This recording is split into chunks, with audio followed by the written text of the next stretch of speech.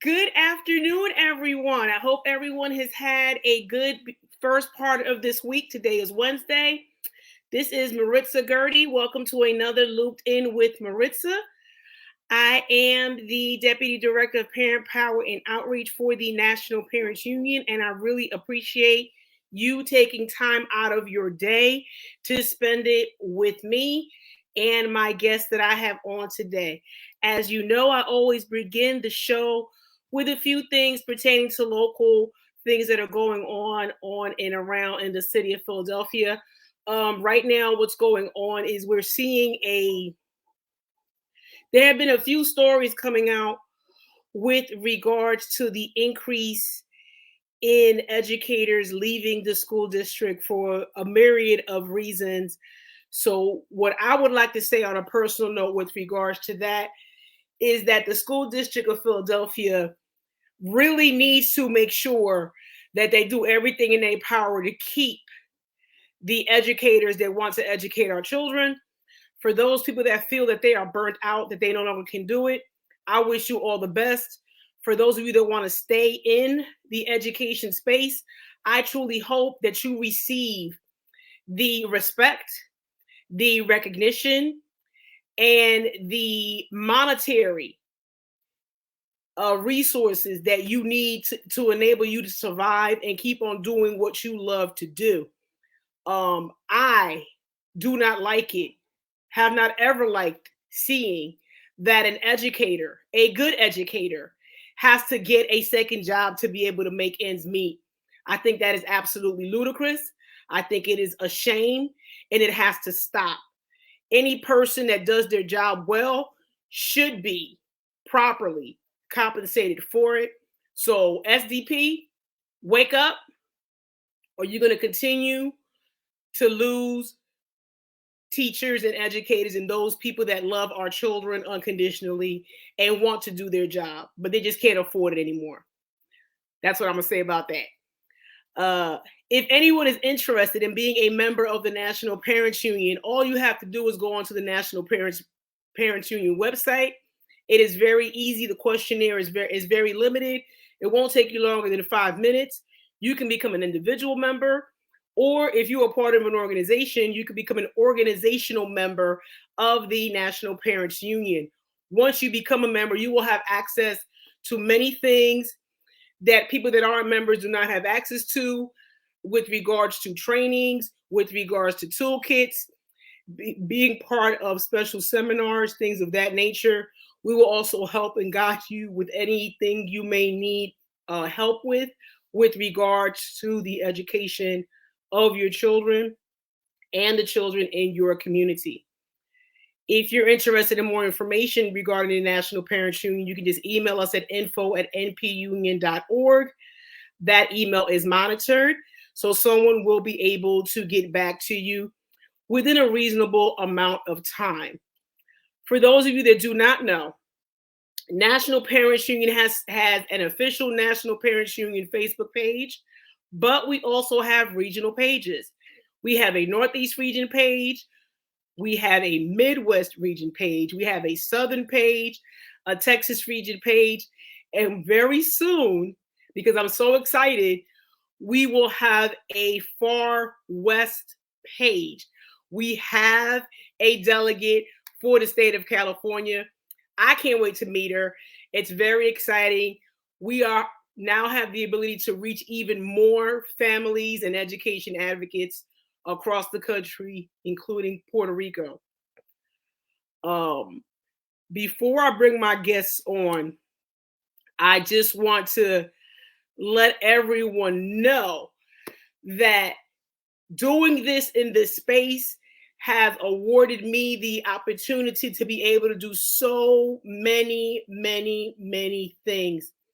But on top of that, it has allowed me to also work with, get to know, become friends, and add to my family, meeting all the folks that are part of the National Parents Union. So today I am bringing on to speak with me and with all of you, two people that have quickly become family.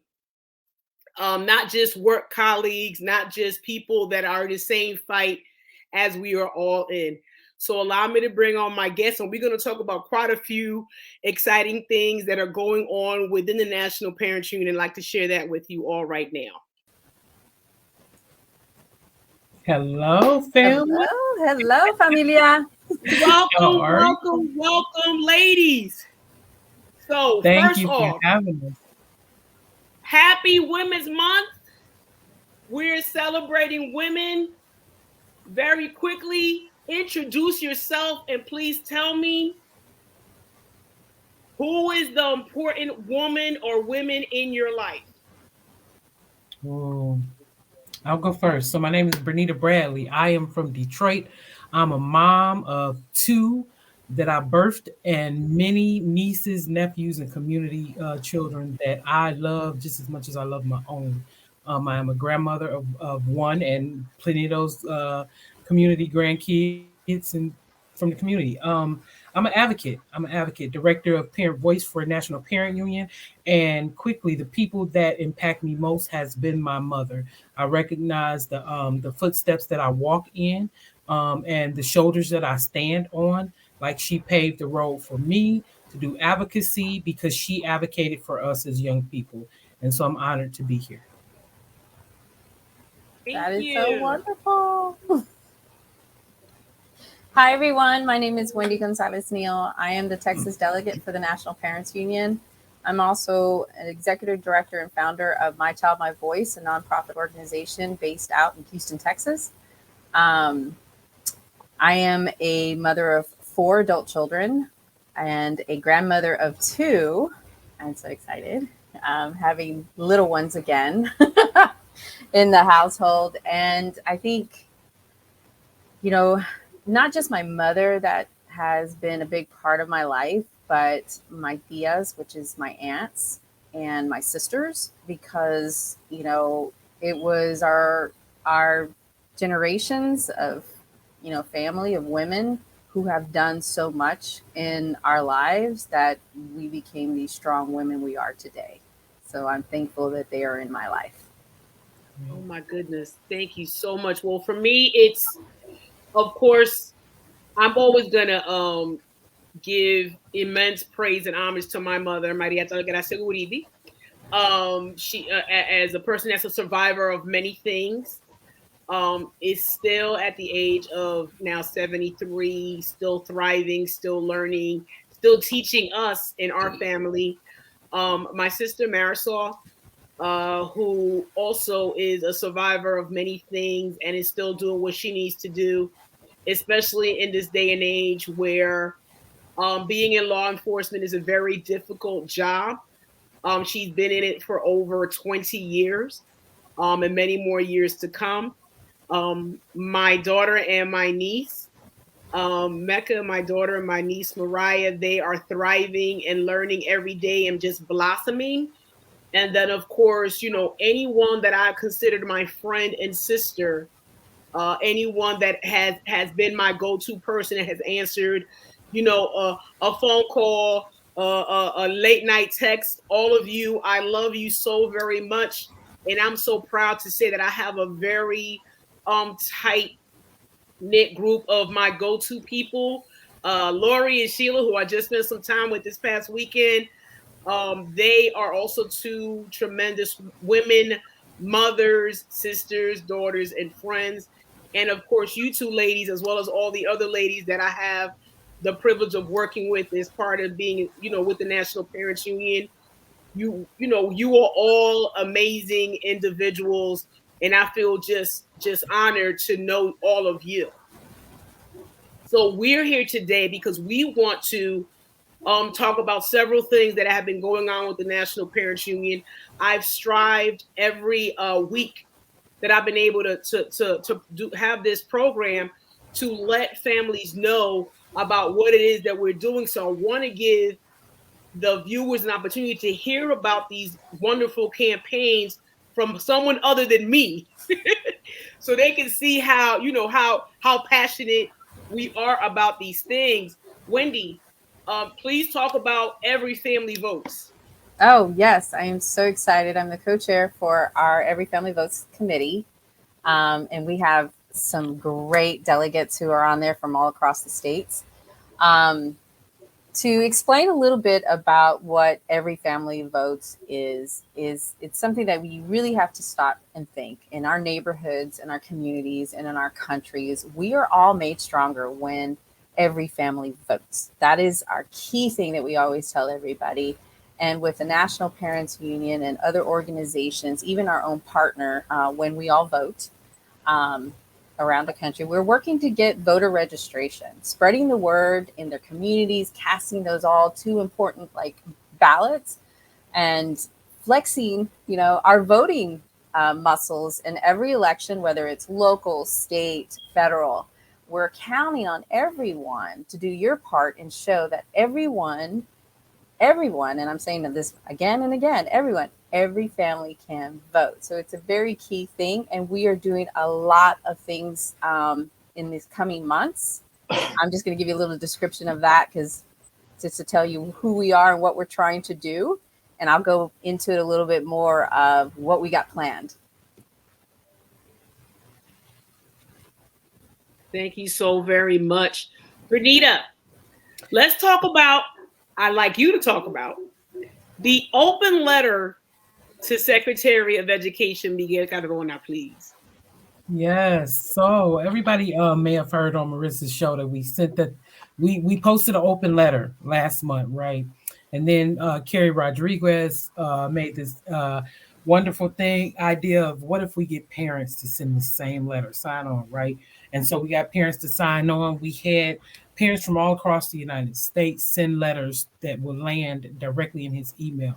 Yesterday was the final day to do that, and we'll have more opportunities for parents who are like, wait a minute, I didn't get a chance. Like, I didn't get a chance, right? You will have a chance. But that sparked more in-depth conversation with Secretary Cardona. That conversation is leading us to actually holding him more accountable for being, first of all, front and center in the education crisis that all of our states are facing, and that most importantly, our most marginalized families are facing, and for him to hear authentic parent and community voice, not the hoopla of the people who are the moms and dads who are having this perfect education experience, right? But the parents of who are saying this is not working for me and this is how it should work. And that coincides with the EPIC campaign, right? That Vivette and Tafshir leads here for National Parent Union, right? Making sure that parents are being in front of their boards and they are saying what ESSER funding should and should not be spent on, making sure that they are part of that process of planning what those funds should go to, and that Secretary Cardona actually has some type of accountability for not just putting money in pockets of schools, but actually saying that it actually helped the children that it needed to help. And with that being said, I wanna something that I was remiss in doing. I want to thank all of those families in Missouri, Yes, and anyone across the country that made it their business to let the legislators know in the state of Missouri that you must access these funds for our children. So your voices have been heard. We were so excited when we heard. It may have been a last minute, end of right before cutoff when it was submitted, but I guess somebody must have woken up, and I'm quite sure that it was due to the effort of many, many, many parents and families and guardians demanding, going to the Missouri State Capitol saying, hey, and I know Christy Moreno Joyce was like, yes, because she was out there. yeah, She is the delegate from the National Parents Union. She was out there with families numerous times at the Missouri State Capitol, making sure that this was not pushed away. They tried it with filibusters, try to just avoid having to talk about it. And I guess a lot of those families went to those elected officials and was like, listen, I put you in office. You need to listen to yeah, me and make sure that the access to these resources are accepted, are taken, are requested because our children need it. This is a once in a lifetime opportunity, and so many people do not understand what that means. I don't know of any other generation that has had resources to billions, hundreds, over 100 billion, 123 billion to be exact, in money that is allocated specifically for making things better for our children's education. It's never going to come again. It's never going to come again in the history of education where we have had access to these funds. Yep. And to have people like Christy out there corralling parents and having parents in meetings like for this whole last year, right? And then them to go to the midnight hour and say, like, we might not release, like, that's no. So, like, again, like you said, big ups to Christy, like, for putting it out there, putting it on the wire that you got to do this. You have to do this. We're not going to be the only state in this country. Don't spend this money. Yes. Of any other thing to be not the only of, I would not have wanted to be in that situation for the governor, the senators, the superintendents of districts in Missouri to say, oh, we didn't access it. What? That's just like Carrie mentioned it too. She said, what would you do if you won the lottery? And every single state in this country won the lottery with respect to being able to access millions of dollars to make things better. Now, the hope is, and ladies, you know this like I do, the hope is that this money is being well spent, not misused, not wastefully spent on things that, are unnecessary, but that they first think about the needs of our children. And our hope is that all of these districts and all of these leaders, these school leaders, these principals are asking parents, what do your children need? Exactly.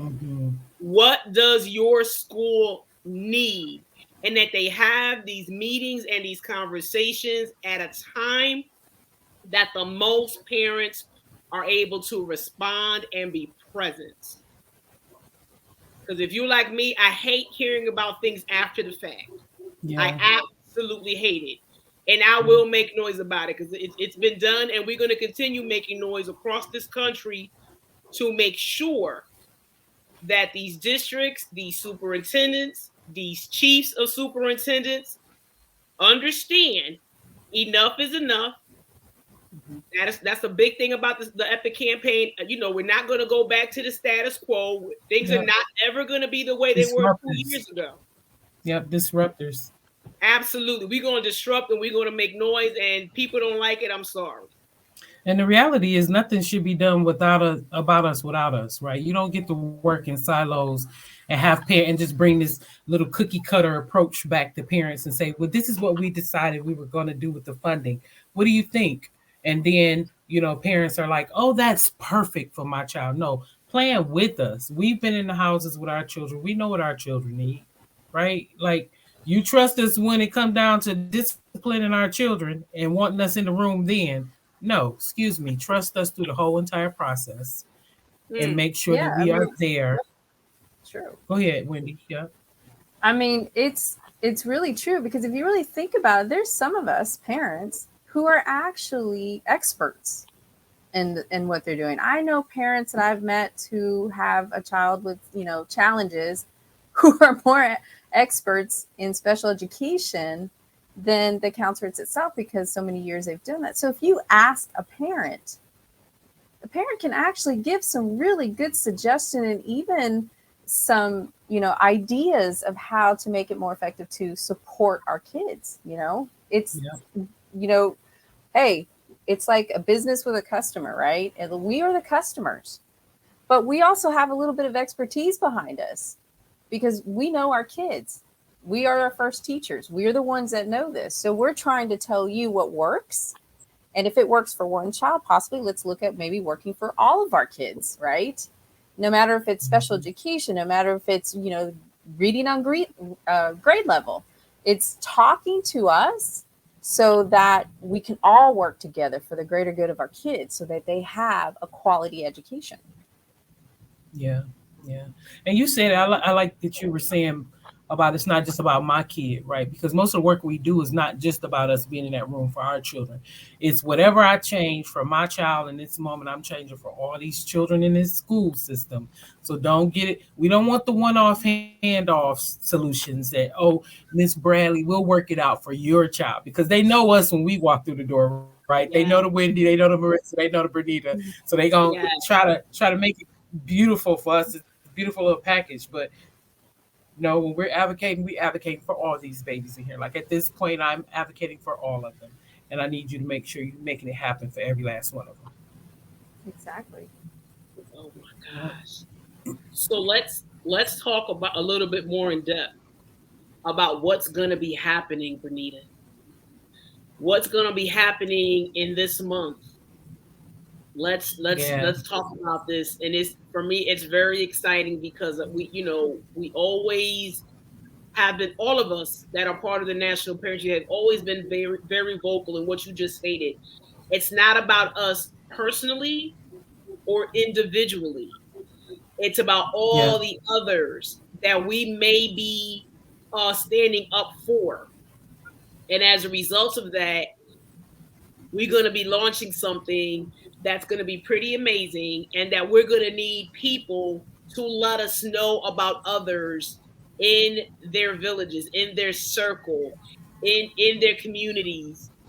Let's talk about yeah, parent recognition yeah. that's going to be coming up.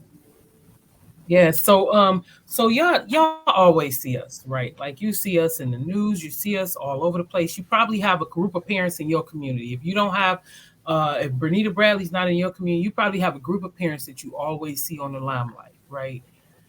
What we are doing, beginning the week of March 14th, is launching Parent Recognition Week, and this will be an ongoing process, right? But that week will be launching it. And we are asking community leaders, community organizations to nominate parents. Those parents that you know, probably they may even be a little shy, right? They may be even like, "Ah, I don't need the recognition. I'm good. Because you got a lot of people doing this work. I know a mom, Sharon Kilgore. I'm just gonna start calling some people out, right? Like Sharon Kilgore in Detroit will literally spend half of her check buying PPE and buying diapers and buying car seats. And she works to buy stuff for other people who don't have. Not so that she can bring it into her home, so that she can give it to perfect strangers. She's giving car rides to people like Janetta Riley, who runs an infant mortality program, and she's out there just for free out of her pocket, like literally talking to families about infant mortality rate, giving babies formula, making sure moms have rides to the doctor or get connected to a doula. She's not funded by an organization, right? She doesn't have these big names behind her, but what she has is big power because she's acting on the needs that she sees in her community, right? She's responding to it. So these are the type of parents we want to highlight. And so we have a couple of buckets that we want to highlight them under. We want to highlight them under education, um, economic justice, justice reform, health and Social health and emotional mental learning. Yes. social emotional learning. Thank you. And so when you Marissa just shared in the chat a Google link. This Google form is real simple. All we asking is who you are, who the person is, why are you nominating them, and if this person will allow us to reach out to them. We really want to highlight these families because they're the ones who's doing the work, right? It's not these large organizations. Matter of fact, some of the parents are the ones who's running these large organizations, but they never are seen, right? They behind the scenes. They the ones who's recruiting parents, constantly calling parents. They get the calls in the midnight hour of the issues that parents are facing, and they are running to parents' aid. So if you know a grandmama, a granddaddy, a daddy, a mama, please recommend them. Okay. We will highlight them and we won't give out all the goodies of what the highlights will be because we want it to be a surprise. But Absolutely. please submit their names, no matter what state or city they live in. Absolutely. I mean, I I mean, I suggested a name earlier today of a person here in Philadelphia, Mr. Raymond Gantz. Runs an organization out of his home. He's been doing it for almost 20 years, or a little over 20 years, the Ray of Light Foundation. And he has, and I read some more about the bio, how it got started. And he was riding home one day with a friend of his, and they were talking in the car, and they were talking about the way the community looked, the way their neighborhood looked. What are the needs, the immediate needs of our community, of our neighborhood? So from that, he started doing food drives. From that, he started, asking people to donate air conditioners to the elderly.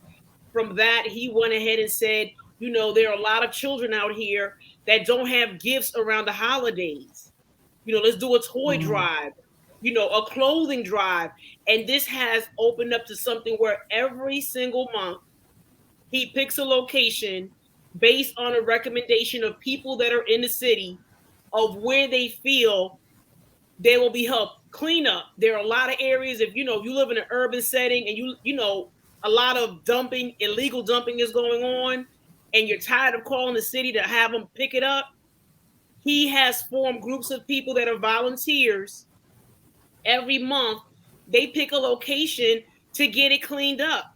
The hope is that it stays maintained, but at least for a little bit of time, a person can look out their window, go outside their home, take a walk, and not see huge amounts of trash and litter in their community. Wow. Where they can walk alone or with their children, or the elderly can take a walk without worrying about tripping on trash and debris everywhere.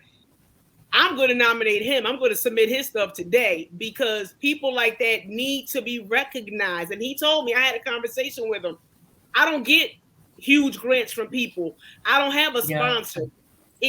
Somebody like that in your community that just does it because they see a need, they love their community, they want to see it improve, they want to see it thrive, and they want to give back. So for all of you that are watching this and know of someone, please, fill out the Google form that I put in the chat. Click on there, fill it out, and we're going to start reviewing them. And like Bernita said, we're not going to give up everything that's going to happen with that. But those people are going to be recognized in a special way. And y'all know NPU way is special. Go ahead, Wendy. Forgive me. No, I'm sorry. It seems like we both want to talk. Go ahead. You go ahead. We need to recognize these families that are doing the greater good in our own communities. And it's just like y'all were saying, they're not seen, but they're doing an awesome job, and we need to recognize them. And then also support them in the work that they're doing, right? Because like Maritza was saying, that there's not money coming in for the one that she was talking about. So this is where, we can come in and support them as well. But we also need to recognize that. And so if you know anybody, fill out that important form and let us know. Because in that way we can reach out to them. It's like, hey, you're doing an awesome job in your community. How can we help?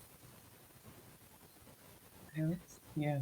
And so like we said, the form is in the link, but you'll start seeing this posted next week. Like, hey, please nominate somebody. And as we go throughout next week, we'll talk a little bit more about it, and we will communicate with you on Facebook. Please click in Maritza and I and say, hey, here's a mom that I want to recommend. Here's, and we may share the link with you for them to be recommended, but we want to really, really honor them and really honor the fact, again, that boots on the ground work is the most important work, right? And always have been, but especially right now, because y'all the ones seeing the grunt of it. And most of the time, it's the organizations telling your story about the work you've done, boots on the ground, and they're kind of getting the accolades for it, right? And again, the parent doesn't have to be connected to any type of organization or foundation or anything. They can just be somebody who's just doing it out of the goodness of their heart, and that's it. Yep. And Brita, correct me if I'm wrong. We're not just focusing on parents. You can be a person that doesn't have any children, but is just doing the work that's necessary to help our children heal, to help our communities heal, to help feed our communities, to help keep our, our communities safer. Any of those individuals, just like Renita was saying, that that you see day in and day out, that they're just doing it. I mean, even a person that, I can submit a list of over 20 people that I see, that I know personally in my city alone. So I'm quite sure, for those of you that are watching this, you just sit down and think about who you see, in your community, who you see in your church, in your mosque, in your synagogue. That person is just doing it out of love for humanity. Who do you see that's always out there, making sure that something is brought to light and injustice is brought to light? People, we want to recognize them on your behalf, on your family's behalf, your community's behalf, your school's behalf. We want to recognize those people that aren't in it for the limelight. They just know that they're just doing a good deed and paying it forward to others. That is what we're asking of everybody. Share with us so that we can then share with the nation who those very important people are that are doing what they have to do in their community because they love it. I can go on for days about this. Oh my gosh, I really could. Yes. We can. I mean, and it's just not in your community itself. It could be in your state that you met somebody at a festival or something, and you see the work that they're doing, or you met from another parent or an advocate, let us know. Yeah. Ladies, let's talk some more about the importance of understanding, because I'm going to keep on going back and forth to everything that we're currently strongly working with. Every family votes. My personal story is that I make sure I do it not only for myself, I make sure I do it because my mom came from another country. My mother fought to get her citizenship. She fought to bring her family here. She brought her sisters and their families here back in the 80s. And as soon as she became a citizen, she was like, I'm going to vote. And that, to me, ingrained in me the importance of it, because not everyone is able to do it. Some people take things like that for granted. And so that's why I do it, because I know that it wasn't easy for my mother to do it. I was born in this country, so automatically I'm entitled to do it. But we want to really, really drive home the importance of those of us that have the ability to do so, to register, to vote, to bring on other family members that we know may have a sense of apathy when it comes to politics, but don't realize the importance of a collective voice when it comes to voting. That is just, you nailed it there. Telling our own stories to encourage others to vote is very important. I mean, my story itself is actually opposite. I had a dad who was very involved in a lot of things, and voting was one of them. He kept, as growing up, I would go with him, I would see him. But as I was growing up, I just, in my mind, I felt like my vote didn't count. Like, how can one vote matter, And it's like, I don't see the changes. But as I got older and I became a mother and I started getting more involved, in my children's education, I realized my vote does matter. It can make change. Change may be slow, but it can make a difference. And we have to speak to those representatives who represent not only us as individuals, but our community, so that they know what we need in our community. They know what we want, and they hear us with our concerns as well as our suggestions. So that was the big key for me, is learning all of that is that voting piece. And then when you see it go further, it's even great, because if you start getting, knowing your elected officials, then they're supporting you. And then they, you're going back and forth. Because I have to say, my elected officials, we support each other now, where I never had that relationship before with my elected officials. And so this is why it's very important with Every Family Votes campaign is we're giving you that opportunity to like download our toolkit on our website. On the website shows a toolkit, every little step on how you could do a voter registration, how you engage with your elected officials, how do you have a town hall, how do you get your co-conspirators to join you in this. It's a step-by-step, toolkit, even how to do it on social media. And so it is abundance of information to get that very important message out is your vote does count. Have your voice heard. And like my mother in the beginning, she could not vote because she was not a legal citizen at the time. But she was like, now that I can vote, I see the big difference. And she's so excited that she's, even when she couldn't, she was there with my father doing voter registration drives. She was helping out at the church, convincing people, hey, did you go vote today? Oh, you have a 17-year-old? Guess what? That 17-year-old could still vote. I mean, I was so proud of my mother doing this, and then with everything that we do here in our campaign, it's hearing those stories with families saying, hey, our town hall, turned out great. Every Family Votes did a recent voter registration power hour in January with our partner When We All Vote. And it was such a huge success. I mean, I was so pumped about it and excited. We were fired up, right, Maritza? You were there. Yeah. Oh my gosh, it was awesome. And we got really good feedback on that. We got a lot of parents who were engaged, and not just parents, they were advocates. And we had elected officials on there talking about the importance of it and why is it so important to vote. And then as well as we actually found out that they went through our portal, because on our website, we have a registration portal, which we partnered with When We All Vote. You can go to that portal and that will tell you all the information you need about either your voter status. You can vote, like your voter registration, know where your ballots are, and it goes by state. So don't worry if you're not in Philadelphia or if you're not in Texas, it's going to take you to the place where you are actually living in.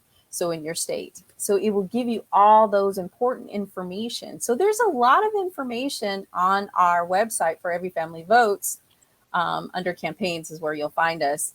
And it'll give you everything you need. And guess what? If you still need help, you can always reach out to either me or anybody from NPU, and we will gladly help you when it comes to Every Family Votes campaign, or if you need help, or how do I do this, or do you, we're here for you. So all of this information, we encourage everyone, and even those young adults out there too, because I have some 17-year-old, even high school students. We need you too, because you guys do a great job. I just met some out here in Houston that did a wonderful job, because our voter registration deadline ended in January 31st, and I was hearing high school students doing voter registration drives all over our city of Houston. So it was so exciting to see young adults who are actually engaging with other people and encouraging them to vote. And that's what we love to see. We need to see more of that. There's not enough people going out and voting and making that difference. So we need all of you to take that chance. Pledge to vote, register to vote, check your status. Thank you. Yes. I want to talk about the importance of, the things that came about, Bernita, with regards to the open letter, that I want folks to really understand. A lot of people, unfortunately, don't think that their voice matters. Mm-hmm. So what jump started this open letter was because we had an individual that was appointed, was selected by the Biden administration to basically navigate the education space for the entire country. And this is the person that was nominated and was sworn in, Mr. Miguel Cardona, who himself is an educator, who himself is a parent, has experience teaching in a classroom, has knowledge of what it is like to, take care of an entire district. Mm-hmm. The hope is that as a result of his work, his experience, and his knowledge, things get better. But we saw that some of the things that were promised haven't panned out. It hadn't gone out, come to fruition. So an open letter was sent, and then for any families that were interested in also voicing their opinion or voicing their concern, we broke it out into buckets. Mm-hmm. Yep. And so, and they had it, and you take it from there. Yeah, so we partner with great schools, posted on their website, right, to send it out, a all call. Hey, if you agree with this letter or you've experienced something in this letter, please send it to Secretary Cardona's email. Um, the reality is that we love money, right? Like money, it's not love in the fact of we're hoarding or we're greedy for money, but we know that it takes money to run the system. It takes Yeah. money to educate our children, right? Yeah. So we love the fact that money was poured down into our communities. Nobody's negating that. The problem is what accountability comes with that, right? Yes. And there was this kind of a blank check written for communities to say here's 1 point something $billion and go make education better for children. But that's not a CEO of an organization like Wendy, you know that, right? Like you founded a nonprofit. You don't just hand out a blank check and just say, here, go do what you want as long as the mission is accomplished. No, you want some checks and balances. How are you doing, making sure that parent community voice is at the table of the planning for this money? And we saw across the country it wasn't happening, right? Again, so the idea was to say these are the buckets based on polling across the state and based on parent voice across this country, across the country. This is what parents say in their highest interests are. Like, what are you doing about mental health support for families? What are you doing to make sure children have safe spaces to go back to return to school in? What are you doing about the processes just in case there is another shutdown? Like parents aren't just sitting at home and children aren't learning anymore. We've had 2 years, y'all, 2 years of a pandemic. And if we have not learned in 2 years of a pandemic that education needs to look different, then there is a problem. Pouring money to it does not solve the problem if you don't have those checks and balances in the background. So Cardona's office is hearing us, right? So we've been having these conversations back and forth with him, but we constantly handing it to him. Reminder now, this is not NPU's voice. This is the national parents across the country's voice. This is what they are saying they need to happen for their children. And if you're not supplying it, then you're not doing your job as a secretary, right? And so even though you're appointed, this will follow you, right? This will follow you in the end. And we don't want it to just be a scare tactic about it following you. You know, we want genuinely that our children's voices are our parents' voices are heard for our children. Like right now, we need a heart change in this whole country for education. That's the only way it's gonna work. And hearing parent voice, because the parents are the hearts of the children, right? The parents are the ones who hear their children every day, and they know what their children need. And there should not be any children, even for the sake of our protected class of students who have IEPs. Like, hey, what's the next step for them? Like, how are you going to hold these systems accountable that are not taking care of those children? Right. So yeah, that letter was very powerful. It was not just our voices. We used the feedback from our polls that went across this country, and the secretary is hearing that, and we're going to hold him accountable to acting on that. Absolutely. And for those that did not know, the buckets were very precise. If a parent had COVID concerns, if a parent was demanding that their schools, reimagine how children are being taught, if we wanted to make sure that our children receive, enough resources and support with regards to social and emotional learning, as a result of whatever previous trauma prior to the pandemic and whatever, further trauma they experience as a result of having to be isolated and being in their homes and not be able to interact with teachers and their classmates on a daily basis, 5 days a week. That's very traumatizing. And then also the learning loss. How much loss occurred for so many children as a result of having to learn in a virtual way. And we all know some children did thrive in this environment. It was good for them to be learning virtually, but for so many more children, as well as educators, learning and teaching virtually was extremely difficult for them. Yes, it You know, was. and if you're like me, a very extroverted person that likes to Mm-hmm. interact with people, having to be behind a computer to interact with folks was very hard. It still is very hard. I'm used to seeing people, you know, talking to them, looking at them in the eye, you know, embracing them if I want to embrace them, shaking their hand or giving them a pound, whatever it is, you know, to make sure everybody's safe. But not everybody is the same. And these are the types of things that if the resources are used in a Properly. wise manner, it'll help so many children now and in the future. And Yeah. even knowing, like you were saying about the learning loss, right? Like knowing what are you going to do. Like it's one thing to know the learning loss, but what are you putting in place to prepare your teachers to help that our children catch up, right? In Detroit, we only had 16% of our kids reading on grade level. And I constantly Mm, say this in every conversation. That was prior to the pandemic. Only 16% reading on grade level by third grade. So that means 84% of our students were not reading on level by third grade. Plus, we have this law that states if they aren't reading on level by third grade, they get left behind. They mm. they can't go on to the next grade, right? So what are you going to do now? Because we don't know where that number is now. We don't know, right? And we don't need these long testing processes that's going to take 2 years to tell us where the children are. No, we need to know now, as soon as possible, where the children are. And again, that money was released last year, right? And so it's almost coming up on a year anniversary that the funds was released to plan for schooling. So what's been done with that money and what's going to be done with the additional money that's coming down?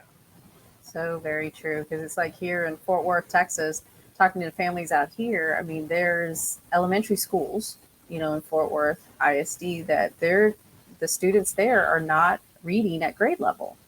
And this is exactly what you're saying, Brittany. And you're over there, and over here in Texas, we're hearing the same thing. It's like it was prior to the pandemic. And now you're saying you're using these ESSER funds for this, this, and this.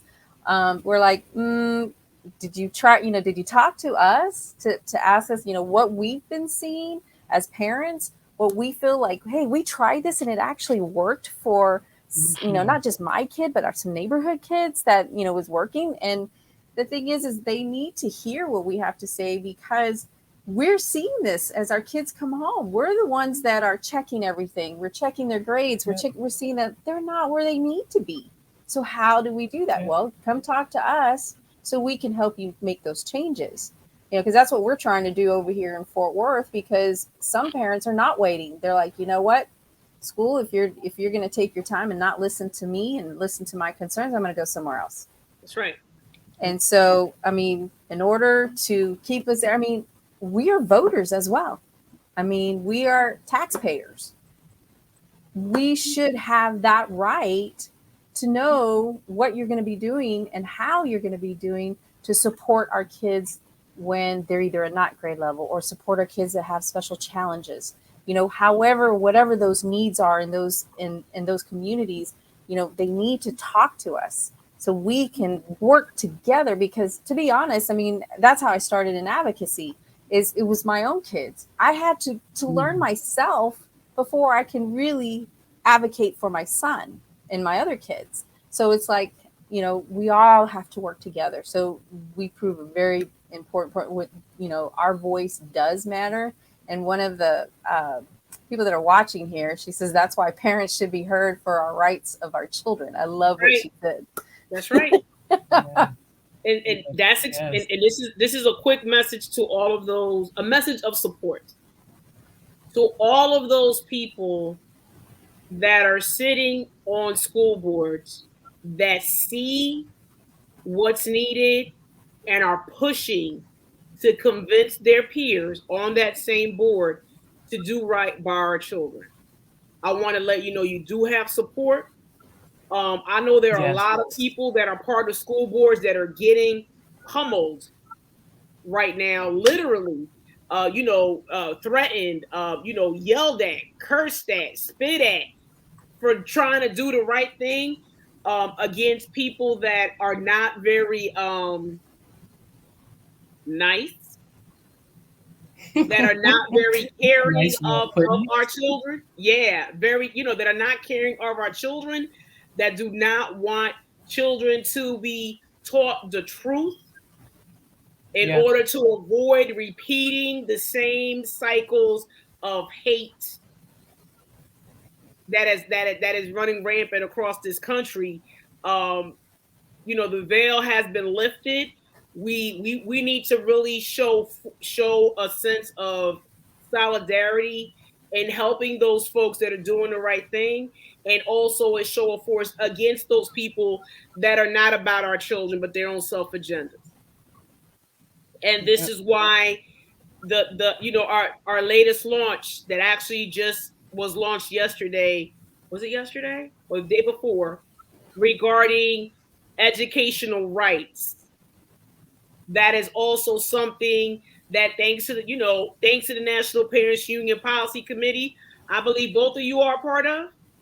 Yes. Oh, I am. I am. Well, Wendy's. Bernita, my hats off to you and Yes. Christina and Carrie and Tafshir and Nehemiah and all. I mean, it's a large committee. I was like, it's that many on the committee. Yeah, Yes.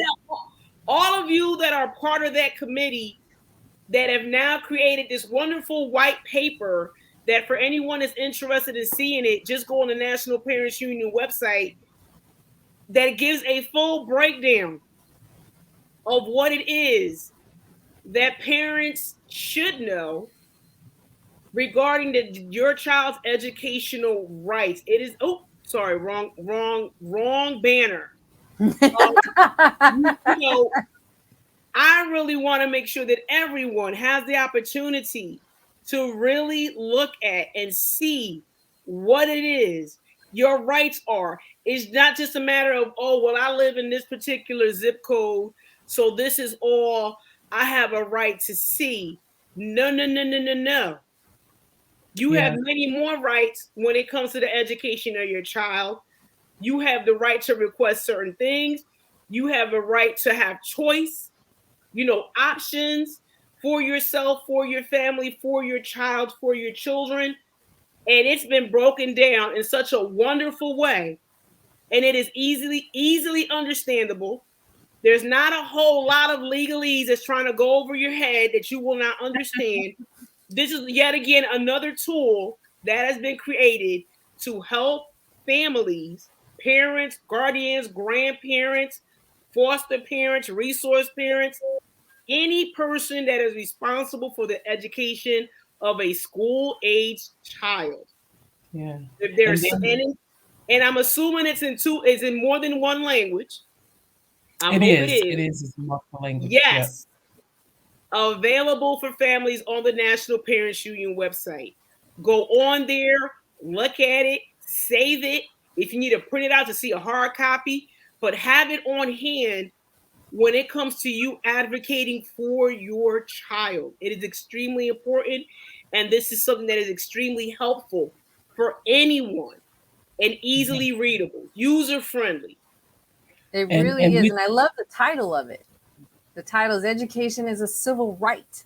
I mean, you can look it up on your phone. You can, read this, and I love, the title of it because it tells you everything on there. I am so excited and proud of our policy committee for, creating this document for everyone. So I applaud you, Bernita, for being part of that and doing the great work that we need to share with families. Yeah, I'd like to shout out Christina Laster, who really has taught us a whole lot. If anybody gets to be in a room with Christina Laster for 5 minutes, you will sit back and be like, so is your brain like a legal thesaurus?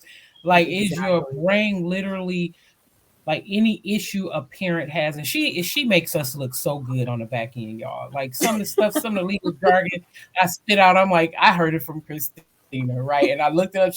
But what she does do, she teaches us how to look it up, right? So she's not just telling us what to say, she's telling us where to go, just like this white paper that we have about education as a civil right, right?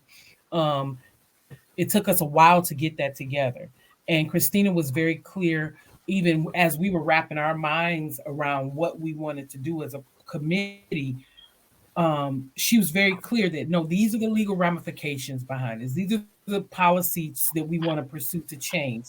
This is why we already don't see every school system valuing children in a civil rights way, right?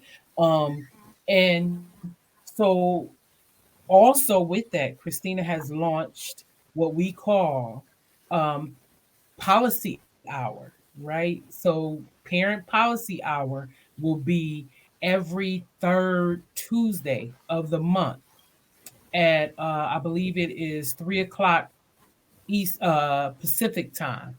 We will make sure you get that information. But that hour will be an hour with Christina to actually go on with Christina and attorneys. These are not attorneys who are novice to the field.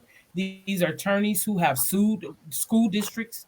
These are attorneys who have advocated on behalf of parents and communities when education did not work for them or was not in their favor. And so you will have the opportunity to go on and ask some questions. They'll have topics. You can suggest topics to them, and you as a parent will actually have access to an attorney to talk to. Different attorneys, right? So if there may be one attorney that is specialized in one thing, there may be an attorney that specializes in another area. And Christina will make sure if you have a question in the chat, that if it's not answered within that hour, that somebody will get that back to you. So please note that this is the National Parent Union's been doing some hard work, right? And we want to make sure, while we know there's only one Christina, we want to share the information as broad and far as possible, so that parents have the tools that they need, like on our website, like that they have the tools that they need to advocate for themselves in an efficient and effective. The other thing I will say is the fact that our website has these tools, you guys. Like really, we're not just out here just wanting to just spit rhetoric to you, right? But we have these tools, and we are asking parents, as you learn from us, pay it forward. As you learn every family vote, pay it forward. When you learn about voting, figure out how to tell somebody else about voting. Learn what we're teaching, take it to your community. Epic, as you learn from the Epic campaign, please take that information to your community. When you're in that board meeting and somebody's impressed to say, "Oh, where you learn how to ask those questions?" Girl, let me tell you, Vivette Dukes had this on the website. I had looked and I would watch some of her tools, and here you go.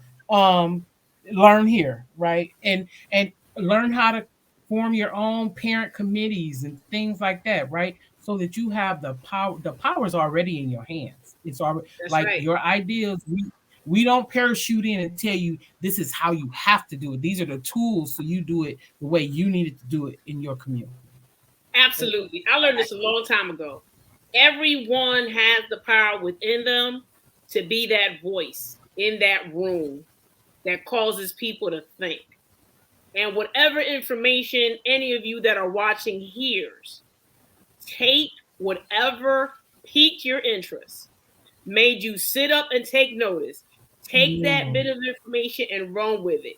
What we've always done, what I've always strived to do, have striven to do, is to share information, because knowledge is power.